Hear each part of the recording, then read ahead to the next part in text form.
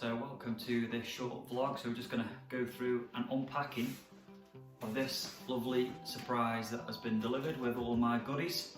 So I'm going to be doing a trip to Bluebell Lakes, which is in Peterborough, in just over a week's time, end of September, and that is Monday to Friday. Do 5 days down there, so I've ordered a few bits. So like a kid on Christmas Eve now, so I'm going to just show you what some bits I've ordered, not just for that trip but some other bits as well. So just show you the types of things that I use when I go fishing. So let's crack on. I'm going to get the box open now and we'll start opening the goodies and see what we've got.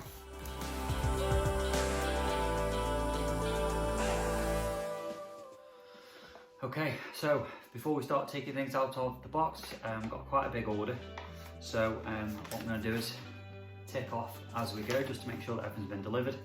Make sure we've got everything that we've paid for. This is probably around 30 items or so. So yeah, let's get started. So first thing out of the box is Nash tackle sleeping bag. So that's the one I've gone for. So my current sleeping bag's ripped, it's got holes in it, so definitely needed a new one, and this is a 4-season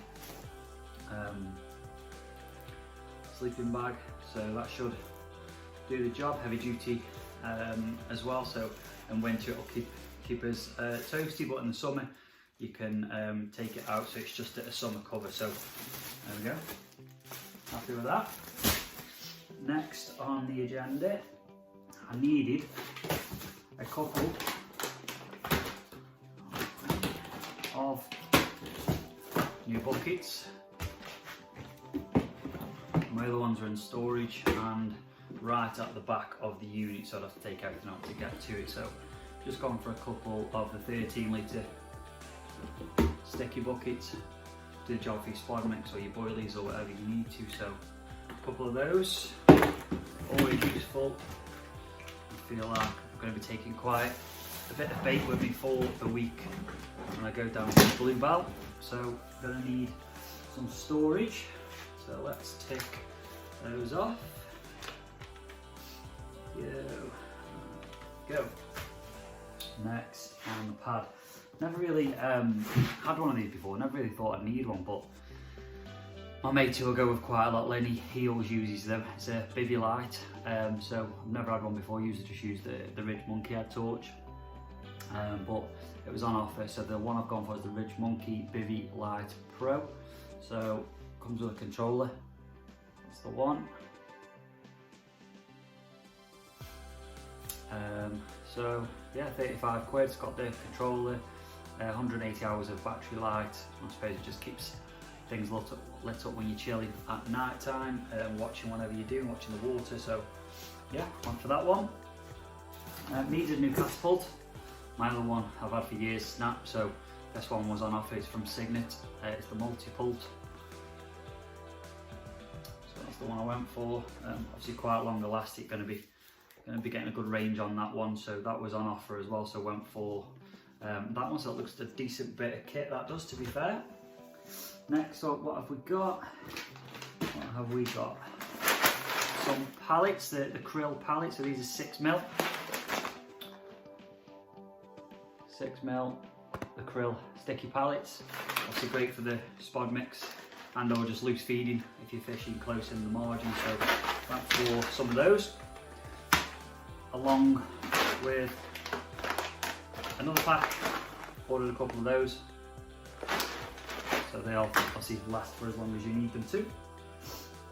Next on the pad was the Fox collapsible water bucket. See that? So need one of these, to be fair. I use an old tub, so just to keep the water on your fish. So it's collapsible. I think it was only a tenner. So pretty much a little bargain there. Always needed one, so it does the job. It's pretty straightforward, that. What else have we got? Save that to last. More manila pallets. So these are 6mm as well. These were on offer, 2.5k bag. So manila and the krill, we use them quite a lot when we're out on the bank. 6mm. We tend to stick with sticky. Their pop-ups, their wafters tend to be doing the business at the minute, to be fair, for the guys that we go fishing with.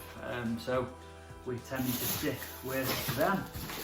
What we've got here, this is all wrapped up and bubble wrap, so let's see what we've got.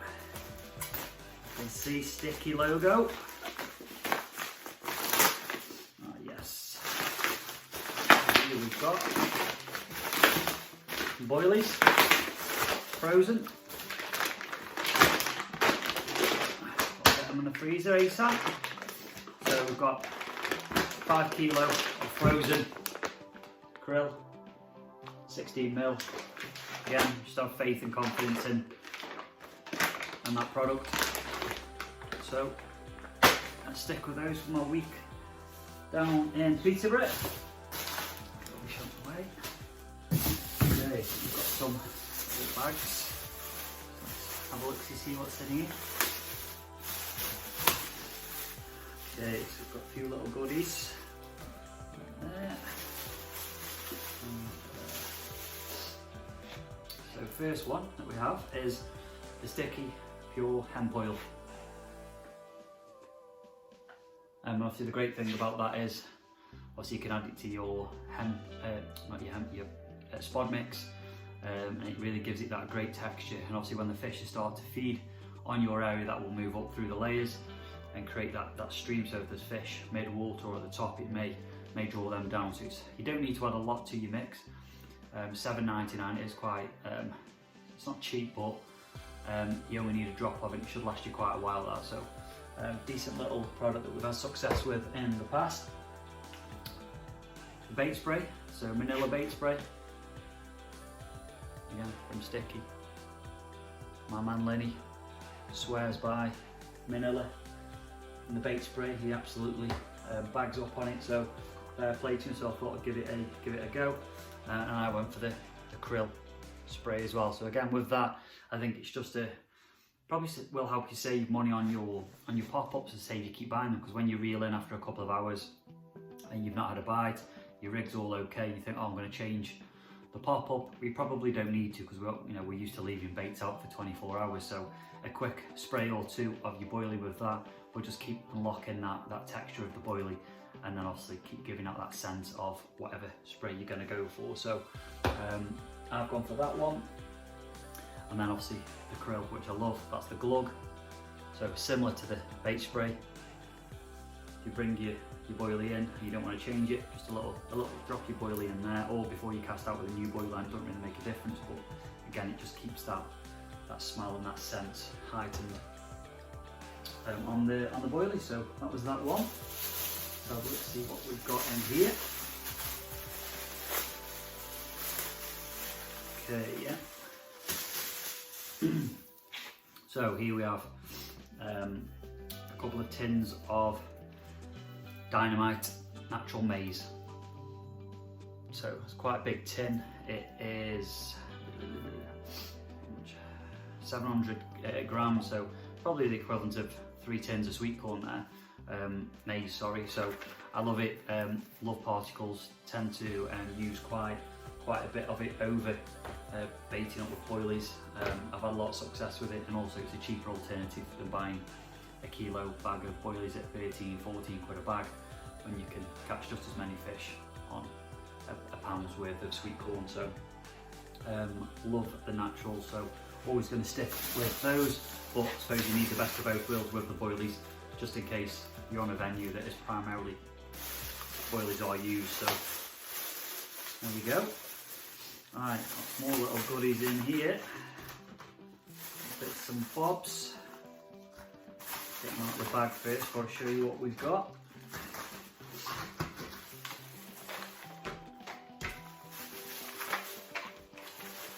Popups.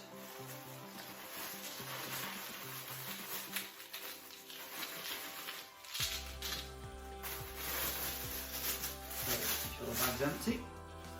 Right, so let's start with these bad boys. So I've sort of given into the trend. I promised myself that I wouldn't go for them and spend money on hooks that I really didn't need to, but everyone's raving about them, so I thought, well, I can tie some rigs, give them a go and see how we get on with them. So I'm sure you know what I'm talking about. It's the Kamakuras. So I've gone for size 6, micro barbed and barbless, so you'll know what they are. I'll show you. So obviously they're all on monster carp, and obviously very popular hook. Those are the barbless and those are the micro barbed. Apparently you should only use those hooks one per fish, but I don't know if that's just a money making thing or not, but we shall see. We'll give them a go. There's no harm in trying things. If they work and you catch more fish on them, then you're getting more bites, and it's a bit of a no-brainer to use them. So they're a crank hook, so very aggressive. But yeah, that's what we've got there. So we'll give them a go. We'll make some rigs up a bit later on. Some little bits here, just lead clips. So I do fish the lead clip system quite a lot. So those are the gravel colour, but I've got a mixture of all different ones. And then these hooks are on offer actually, and I like the look of these. So these are the Nash Fang X's size 6. And I just liked, again, how aggressive these hooks looked. So if you can see, they're obviously completely different than the crank hook in the fact that there's not that wide gape. And these are the type of hooks that I fish on at the minute and have my success with, but that's why I thought I'd give the Kamakuras a go, just because of how popular they have been. But those are my normal go-to ones, are the Nash Fang X's. So I've caught on them, got confidence in them, so you're going to naturally stick with what you catch fish on. Okay, so just some standard dark matter rig tubing. So I always go for the super heavy tungsten. So gravel brown, places that I normally fish, it blends in pretty well. It's the colour that I need. And then I saw these were on offer as well, and I thought, well, I might as well go for those. So these are the lead clip action pack. So this just comes with everything that you need, rather than buying the lead clips, the tubing. You can buy a pack that comes with the clips, the tungsten, all built in there, and it lasts you quite a while. So I've got a couple of those, one on weed and one on clay, just to be there if you ever need them. And that was another one of those. What else have we got here? Just some little shot packs, so AAAs and SSGs, just in case, I don't know, you ever run out of the putty or the balance in your rigs. It's happened to me before where I've run out completely of that, and I've had no other choice. I've not been able to use either the Ronnie rig, the spinner rig, or whatever you want to call it, because I've been unable to offset it. So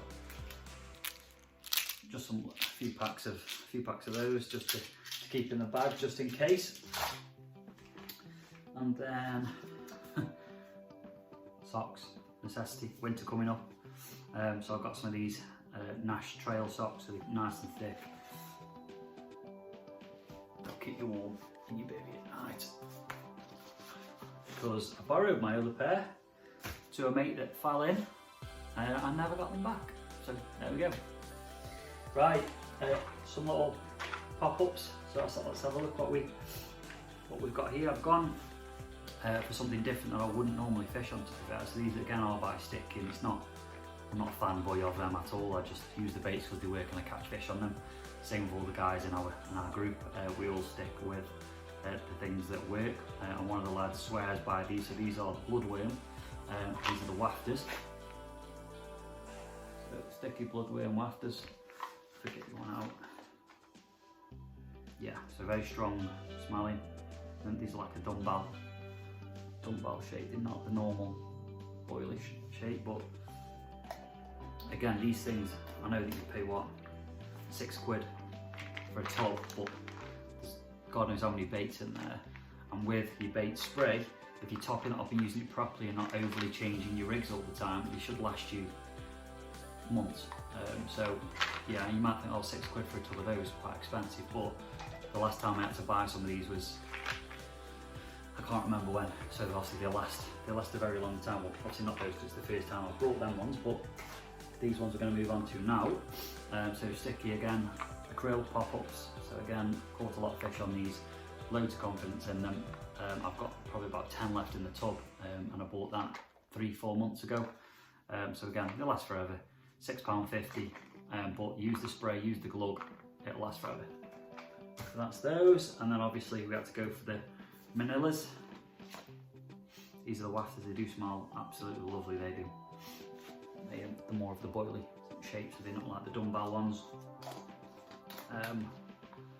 So yeah, 16mm, so that's those 3 there.